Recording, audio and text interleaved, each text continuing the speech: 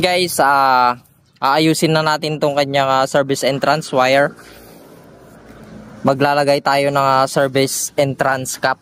Ito, ilalagay natin yan para hindi pasukin ng tubig o kaya insekto. Sa part na ito guys is naglagay ako ng solvent para pandikit sa connector na 32mm. Then isinunod ko tong entrance cap guys. Nilagay ko na din tong kanyang conductors wires natin para i-assemble itong kanyang entrance cap.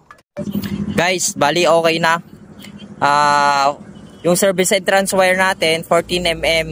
Then color coding tayo. Itong kulay green guys, then itong neutral natin is magkasama yan. Ito magkasama siya, then ito yung line natin. Tapos meron tayong entrance cap na 32mm, then PVC adapter na 32mm din siya. Guys, bali ang purpose nito, nakaloop siya para hindi pumasok yung tubig dito sa loob ng entrance cap.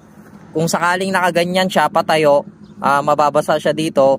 Dito siya huhulog yung mga tubig na tubig ulan kung sakali. Kaya yan yung purpose ng ating looping. Then napansin nyo is mahaba siya. Mas better yung mahaba guys para kung sakaling short wire tayo dun sa may distribution box, pwede natin to hilain. Meron tayong allowance dito sa may entrance cap. Ayan siya.